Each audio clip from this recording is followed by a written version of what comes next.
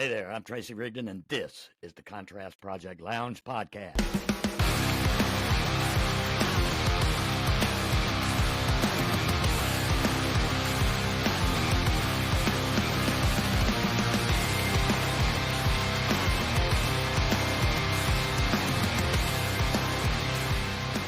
Often random, but always relevant, always real, and practically nothing is off limits. This podcast is for you. Are you ready for this? Let's do it. Welcome back to the program, guys. I'd like to thank each and every single one of you for being with us here today. You can find us on Facebook, Instagram, Twitter X, YouTube, and Threads. And don't forget to smash all those subscribe buttons. Joining me today is local artist, author, all-around stellar person, Mary Atwood. Mary, how you doing? I'm well, thank you. How are you? I'm doing great.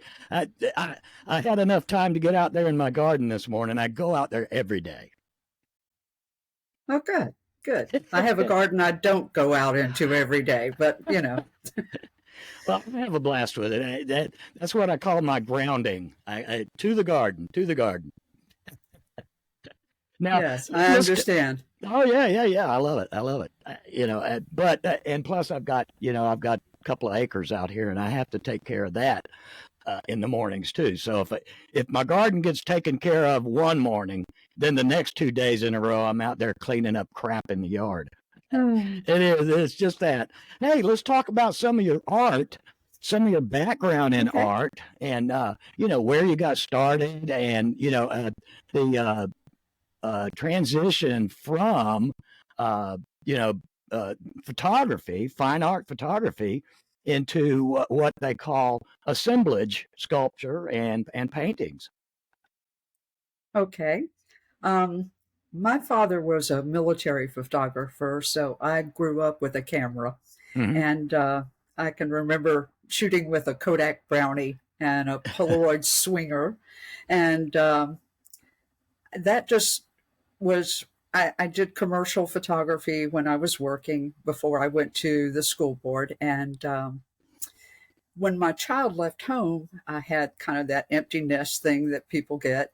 And I thought, well, why don't I do fine art photography? And so I started with that, and it just kind of progressed. And I got a nice studio space where I work, and I had more room than I needed. And as an artist, I'm somewhat schizophrenic and have a bit of ADD. So I just started branching out basically because I wanted to explore other areas, and started doing some acrylic fluid painting. And then I started with assemblage sculpture because I was exposed to it. I share my studio space with Jim Smith, if you know him. I do. He does assemblage. Yeah, he does assemblage, and it kind of just wore off on me. So yeah. I like that steampunk stuff he does. Yes. He's doing less of that now, working on some interesting things. You'll have to come by the studio and see. I need to do that. I need to get into town. Excuse me. People are always, I don't know if you know this or not, but I live in Clay Hill. Okay. Way out Middleburg, out in the middle of nowhere at the end of a dirt road. And so I'll be honest with you, I don't get into town as much as I used to. It takes me 50 minutes just to get to downtown from here. So, When I have another friend who lives out there. Yeah, when I do get around to coming into town, I make a full day out of it. I just stay down there. Sometimes, I'll be honest with you, sometimes I'll just stay for the weekend. I'll get a room downtown and just stay down there and Uber around the place. That makes sense. Yeah. Well, I was working for a stage company for a while this past year, and was doing a lot of the concerts and football games and hockey games and stuff like that. And it was an easy gig. A friend of mine got it, and he got it for me, and it was just an easy gig, and I loved doing it because basically I was just standing around and got to go to decent concerts. But I mean, it was only like 5 or 6 hours at a pop, and almost 2 hours of that, 2 hours on top of that was driving. So I kind of dropped out of doing it. It was just too much for me. I'm getting old. Not gonna lie, not gonna lie. Listen, I was reading something about the First Coast Reflections. What inspired you with Yes. that project, and how has it influenced, you know, what they would call your artistic journey? Um, First Coast Reflections was an interesting project. It started by accident. I had a friend who rode with me down to Gainesville, and she said, "Hey, while we're down here, let's go to Dudley Farms, which is outside of Gainesville." I'd Hmm. never been there, so I took my camera. We went and I took photographs there, and I didn't really think much about it till I got home and I started uploading the photos. And I came across two images in particular that made me go, "Okay, those are really good." And they kind of reminded me of childhood memories. There was one Hmm. particular image that definitely took me back to my grandfather's farm, and I thought, well, I need to do more of this. So I started going to historic sites. I set the criteria that it had to be within 100 miles of Jacksonville, Hmm. and it had to be a historic site, had some sort of historic significance. It had to be open to the public. And so I just went to all these different locations, and I wound up producing a project that had over 30 large black and white images. Oh, And I nice. showed it around town, and then I showed it in regional areas, various museums and galleries.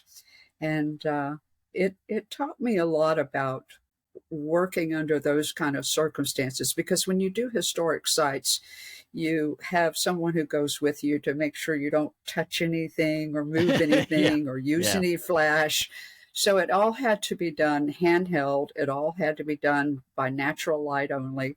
And I learned an awful lot about those sites. And so it kind of just morphed from there into this really big project, which eventually was shown in France. I was invited by the Oh, my sister goodness. cities to take it over to France and show it there, which was an incredible experience. At the reception, the mayor was speaking. And of course, you're in France, so they're speaking French, which is this melodic, beautiful language. And he's da Yeah. da da da da da da da. And then all of a sudden he says, "And the American artiste Marie Atwood." And I thought, okay, I'm a rock star now. Rock star. Yeah, man. Oh, pretty cool. That is pretty cool. Yeah. So, we've talked to several historians and local writers on the podcast here, Bill Delaney, Tim Gilmore, and talking about photography coming up. We also have Cheryl McCain coming up, and some of her black and white images are stunning.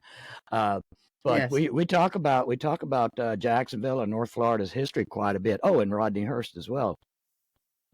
But when in talking about history, talking about the historic homes of Florida's first coast, Mhm. was that born from that experience or something different?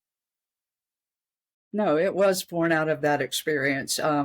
When I was showing the First Coast Reflections project, I would take it to various galleries, and I would always do a gallery talk Hmm. and talk about my experiences and what I learned in these various places that I went. And I had taken it to a small community college over in the Panhandle. A friend asked me, she begged me, "My students never see anything like this, so please, please bring it to us." So I did. And when I was talking there, there was a girl in front of me, a young female student, and I was talking about the Kingsley plantation and Anna Oh. Kingsley and her story.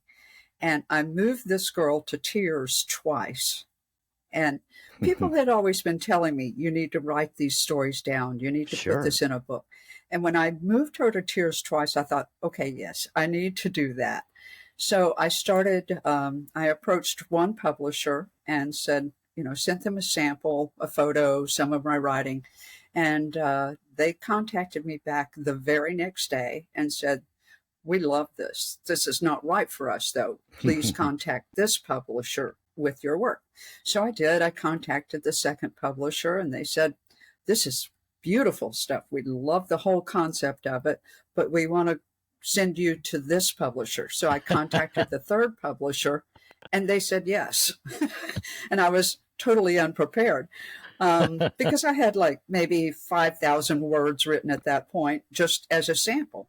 Mm-hmm. And they wanted to publish within 3 months. And could I do 45,000 words? And Oh, yay. I'm like, yeah. At that point, I'm still working a full-time job with the school board. Mm-hmm. And so I thought to myself, this is a great opportunity. You need this more than you need to eat or sleep. So basically, that's what I did. I put together the required number of words and all of the images and got it to them in the 3-month deadline that they gave me. And I didn't eat or sleep or go anywhere much, but I got it done. So that's how the book was born. It only includes the homes. That was their choice. It only includes the ones in Florida. That was their choice. But it was a wonderful experience, and it opened up a lot of avenues for me to go and speak with other groups, historic groups like Daughters of the American Revolution and things like that.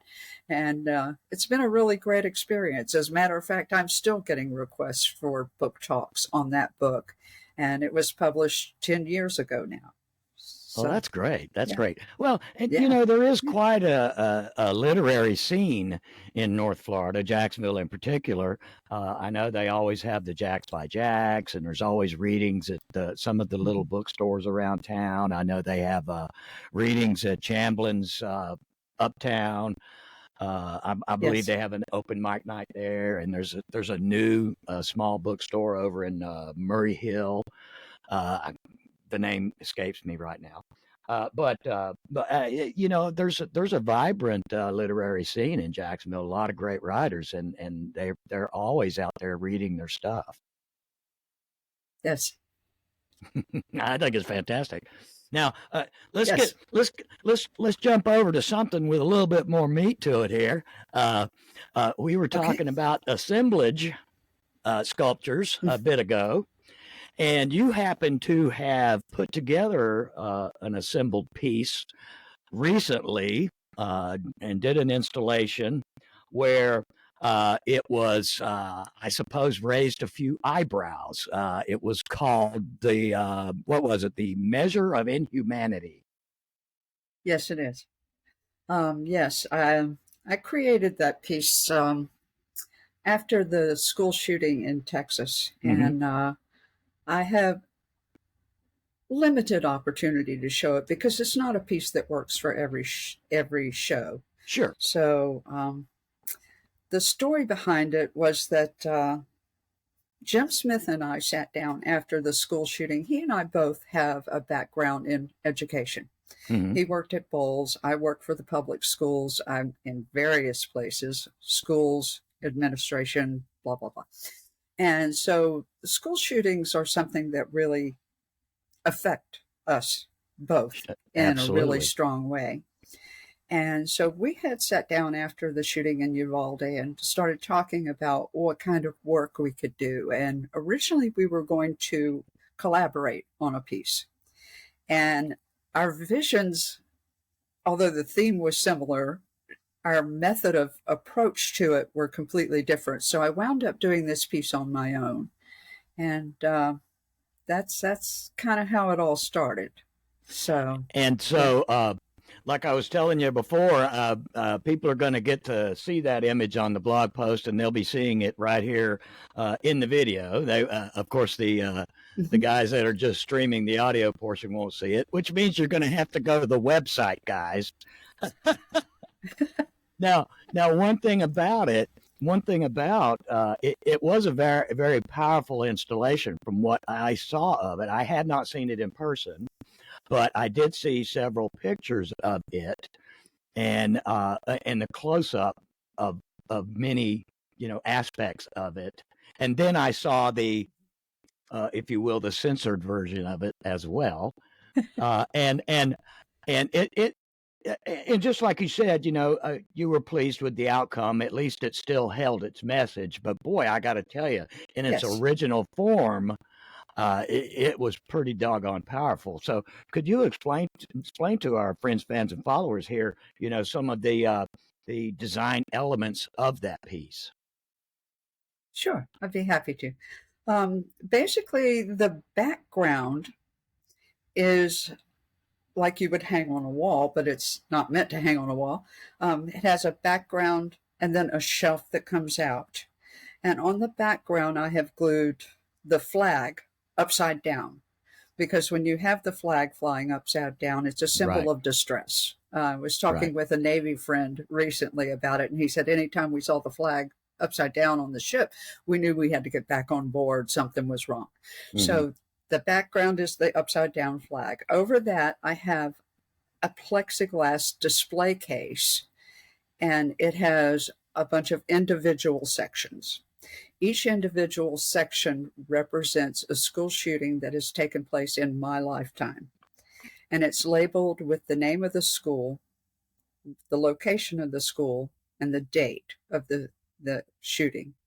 And inside each one of those is a stack of shell casings for every person that was lost during that shooting. So that takes up the top half. Below that, above the shelf on two pegs that make it float, I have installed a replica. Okay, it's not a real gun, a replica of an AK-15, whatever it is, an automatic rifle. Right, right. On every flat space that I could find, I have made little tiny labels or larger labels, depending on the size of the space, that read "enough is enough." And I've glued that over the entire front surface of the gun, so that when you look at it, that's what you see. Right. Now, on the back side, of course, there's nothing. So that's the basic design of it, the floating gun with the shell casings above that. And the significance of the gun is important to me, because that's the basic message. Enough is enough. Sure. And when I've shown it successfully in its entirety, the impact has been tremendous. People have really resonated. It's resonated with them, the message behind it. It packs a punch. It packs a punch. It does. It really does. It's probably the second most powerful piece I've ever done. So the first time I tried to show it, I actually created it for a large regional show that I won't name, because I, don't want to make them look bad. So I applied, and they sent me back a message saying, "No, we're not going to show this." So I have requested feedback to find out why they weren't going to show it, and they actually said they liked the work. They found it very engaging. They ranked it rather high. But they said they were concerned about displaying it in a public venue in light of so many recent shootings and the trauma that many are experiencing as a result. They said it would be very appropriate in a gallery, but it would be difficult to exhibit and contextualize in many other locations. This is a large show. It actually has 3 gallery spaces. But if you don't get into the gallery space, you're put in other venues that are not quite as conducive to this kind of work. So they completely rejected it. So I felt like it was censored there, completely censored, ruled out, censored. What happened in the most recent experience was that they are a state location that has certain rules they have to go by. And one of those rules is that you have to have a no-gun policy. No guns allowed. Right. So when I took it in to be shown there, they took a look at it and they said, "We're going to have to see what we can do about this." And I'm like, "Well, okay, weren't you given a picture ahead of time?" And they said, no, they weren't. So they were very concerned about it. And they actually had a number of people, including their security team, look at it. And it was decided that the gun itself could not be included. But they made a blank copy of the gun for me, which I appreciate. and we worked together on how to still convey the message. So I sent them images, just like I sent to you, and they produced a large poster with their explanation as to why it had to be shown the way it was being shown, why the gun could not be included, which I do appreciate they're doing that. It still is a powerful message even without that. So because you can see the gun in the picture, you can see what the message is on the gun. I think it was still impactful, but certainly not as impactful as it is in its entirety. As much. Yeah. So like you said, you were actually pleased with, to some degree, how they handled it, and at least you had a silhouette or a cutout of a AR-15. Yes. And so the message was still there and still clear. How do you feel about institutions? And I know that some institutions do have some pretty strict guidelines and rules, I suppose.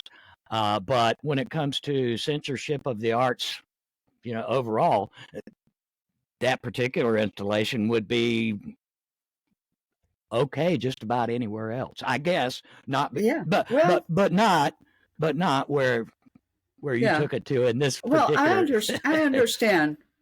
I understand that this work is not appropriate for every show. Right. It's very specific, and I have to look for the right places to show this particular piece.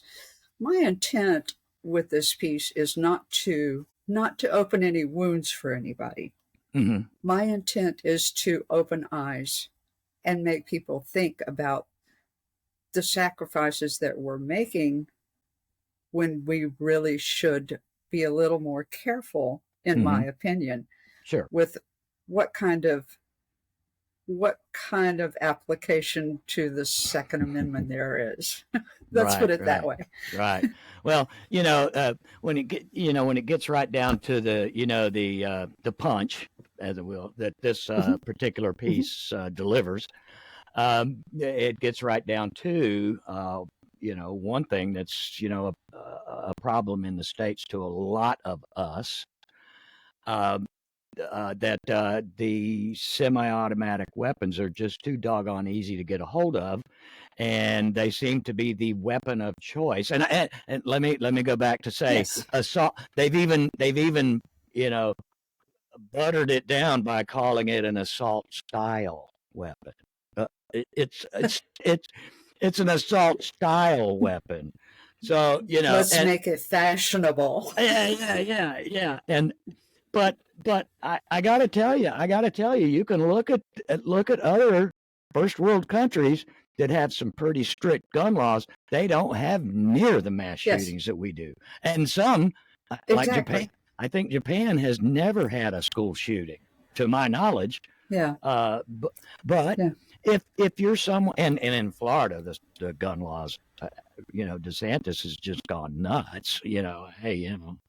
But if this is in my opinion, and I was in the military and I fired a lot of those weapons, but and it just seems to me, first of all, I was raised with weapons in the house and still have weapons. I don't have any.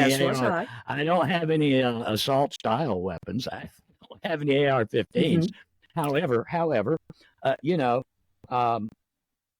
it seems to me that if you're one of those people that wants to have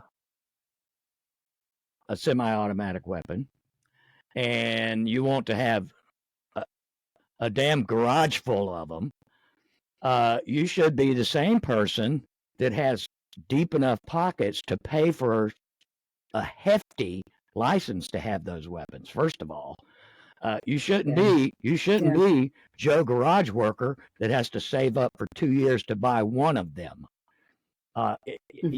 There should be strict laws. There should be strict licensing fees. And if you own more, I used to say this all the time, if you own more than 10 guns, you ought to have a special license for that, and it shouldn't be cheap. I agree. I mean, a collector, let's say you want to call yourself a collector, and you've got more than 10 weapons, and most of them are weapons like that.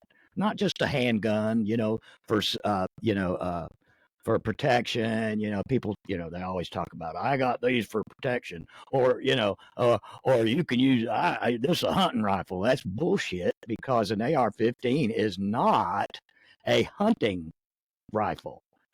It is a killing machine, and that's what it was designed to do. That's what it was designed to do. They can call it assault style weapon all day long, but it wasn't made to go hunting rabbits and deer. Exactly.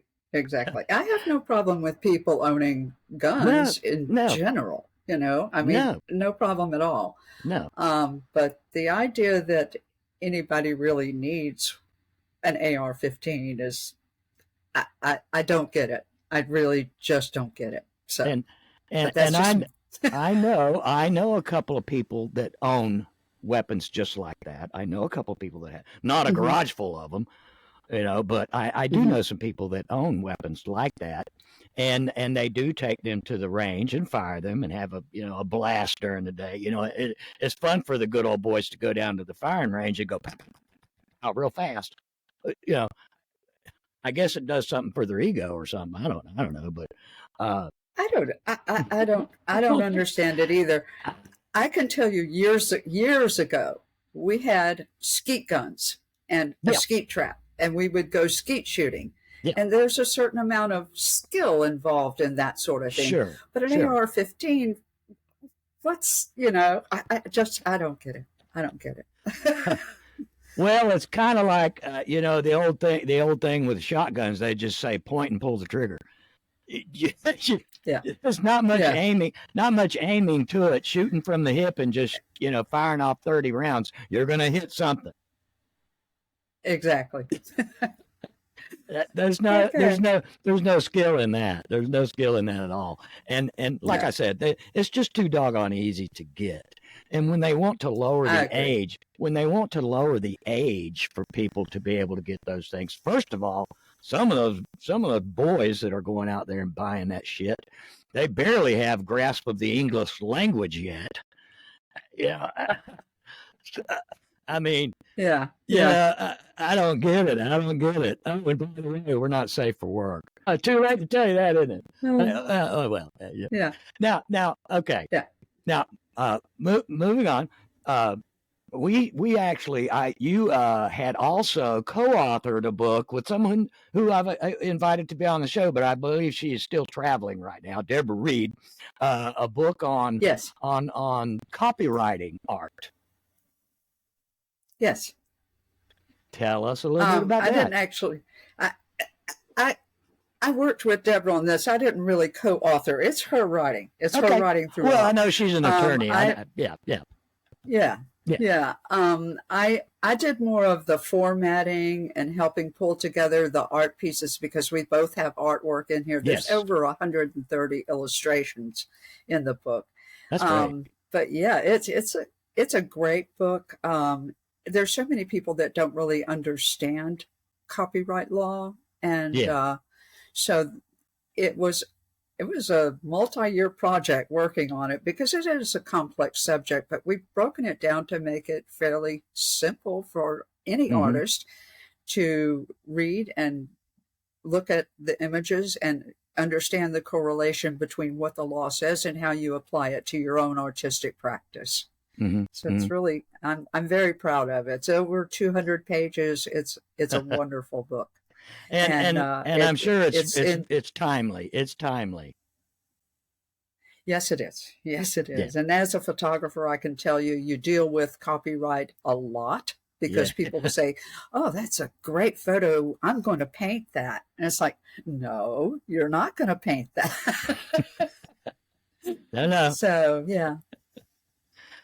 Well, let me ask you a question. When it comes to copywriting art, there is a big, a big influx now of artificially generated art. And you can debate back and forth with that. Some people don't call it art at all. Some people do. I guess it depends on your stance on that aspect of it. But that also goes to copywriting, because currently you can't copyright an AI generated image. I know they're working on it. Well, Deborah Reed could speak to that more easily than I can. I'm going to defer. Yeah, it's a deep one. It really is, because and also and there's online art construction, like Canva, for instance, for making digital images and things like that. You can't. Yes. You can make flyers and stuff with that all day long, but you can't sell it. Exactly. You can't.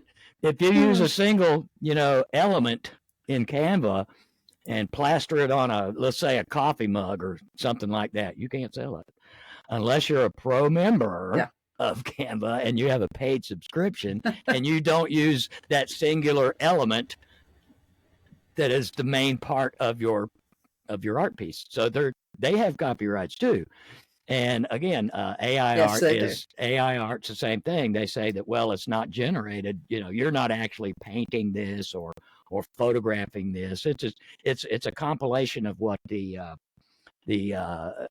long language models have put together of other people's work that's already out there. So, and Midjourney, probably one of the best. I think that some of the realism that comes out of Midjourney images is pretty scary.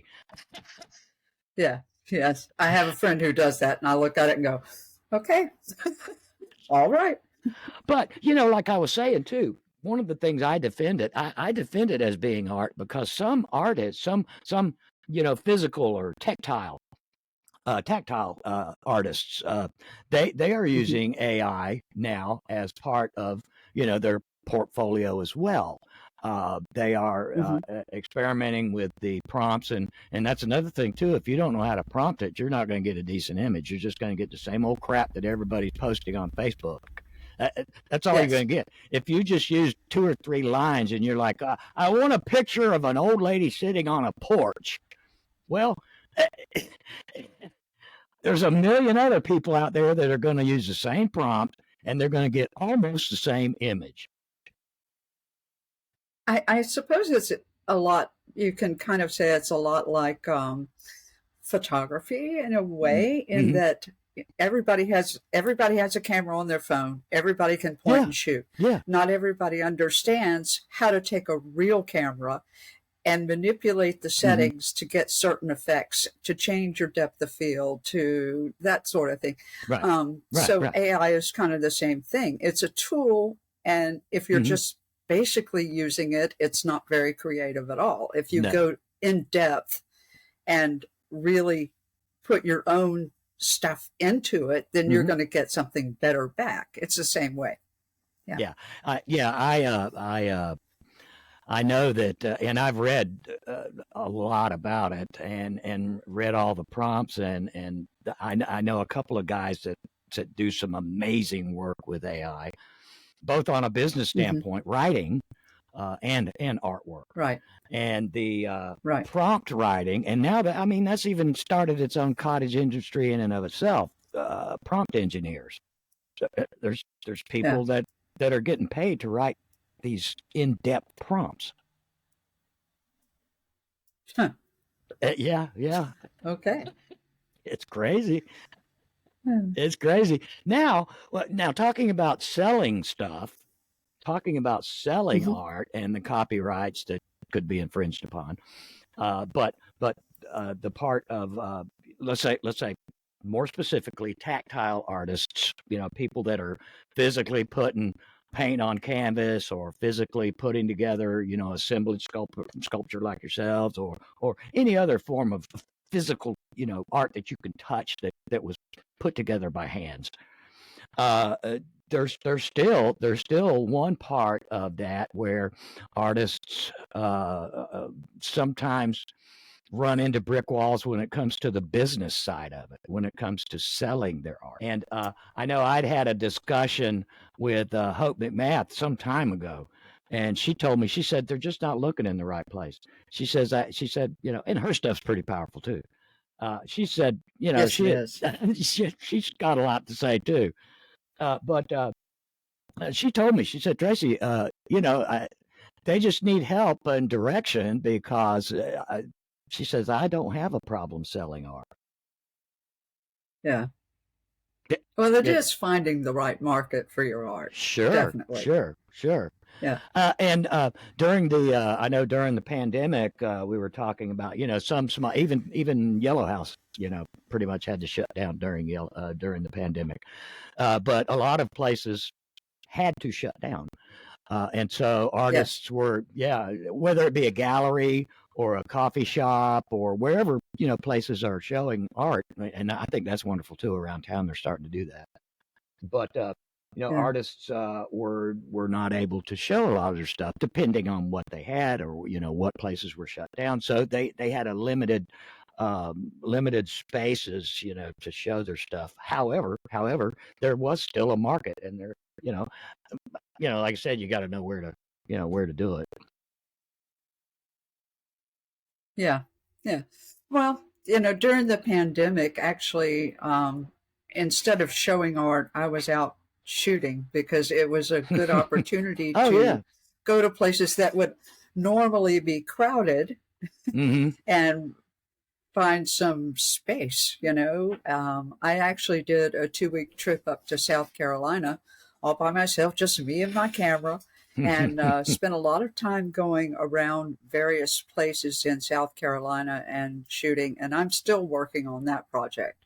It's quite interesting. I actually showed some of the first pieces from it are on display down at the beach. I showed it with Beach's Fine Art series for the first time. So Oh, nice. yeah, Well, yeah, yeah. let's before I move on.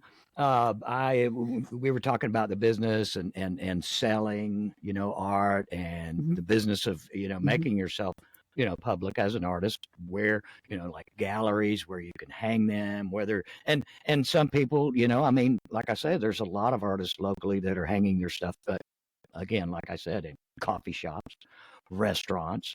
Yes, yes. They're and I think that's wonderful. What's going on in that realm. And in fact, when it comes down to the business side of it, I'll be talking with Kate McKinnon later on this week Oh, about the business aspect of art. right. Yeah. And Well, she's helped a lot. currently, She's helped a lot of local artists, get their stuff out there. yes, yes. Currently, I have a small space inside the art center down on Adams Street. Mm-hmm. I have a small room there that I show my work in, kind of like an adjunct gallery to their gallery. And I show various places, like I said, Beach's Fine Art right now. And it just depends on where the opportunities come up and what I've got going. It helps to network with other successful Yes, it artists does. too. Yes, it does. Networking with, and that goes with any business or other artistic Mhm. endeavor. It really does help to network with other people that are successful at doing it. Yeah. It really does help. Yep. So before we go, one last question: have you got a sneak peek for us on possibly some upcoming projects you've got in the works? I can tell you that the images from South Carolina is probably going to turn out to be a lot like First Coast Reflections. Mm-hmm. I am still working on those. Like I said, I spent 2 weeks up there, went all over the state, looked at all sorts of different sites, and that collection is going to be something special. So I'm working on that.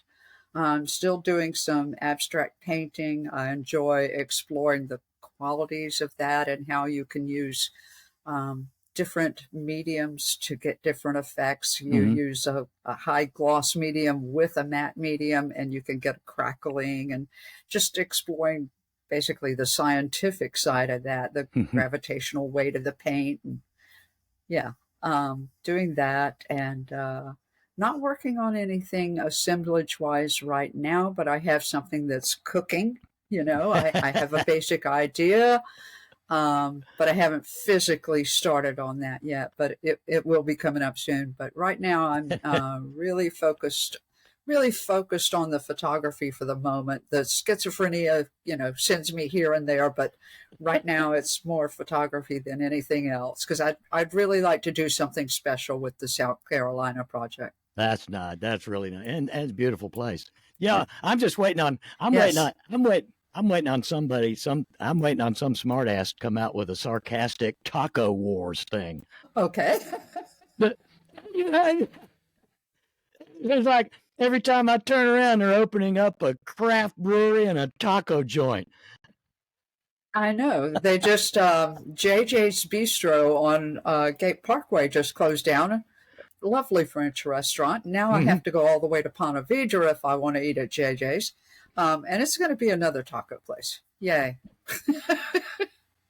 It's a trend. I guess the concept here is kind of like the hot dog eating contest.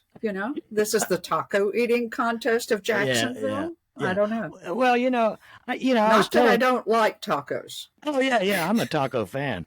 But like I was telling somebody the other day, actually, what do you think makes people drink beer? Salty food. So just yeah, you serve up a bunch of salty tacos, you're going to sell a pitcher of beer. Okay. Just going to happen. I hadn't thought about it that way. Okay. In the old days, I had a family member that owned a bar down at Mayport. It was quite a popular place, Fat City Saloon, and he would always say that. It was my uncle. He would always say that. Got to have salty stuff up on the counter here, up on the bar. He'd have salted peanuts.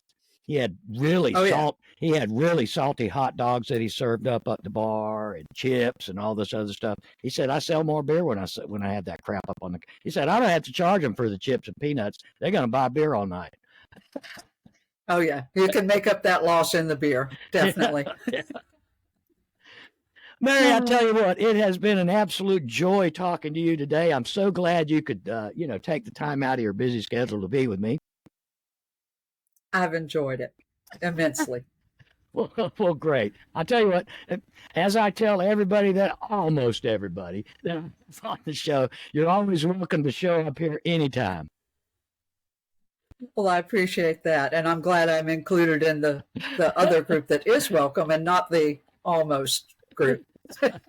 Oh, yeah, you're welcome anytime. So we'll see you soon, okay? Okay, great. Thank you so much. I really appreciate it. Well, that's a wrap. Another fantastic episode of the podcast. You can find us on all the social media platforms, wherever you surf, Facebook, Instagram, Twitter X, Threads, wherever. Don't forget to like, share, and comment.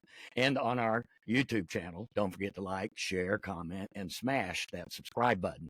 If you're streaming audio for the podcast, you can find us wherever you get your favorite podcast programs. In the meantime, I like to tell everybody, take care of yourselves and each other. Until next time, peace.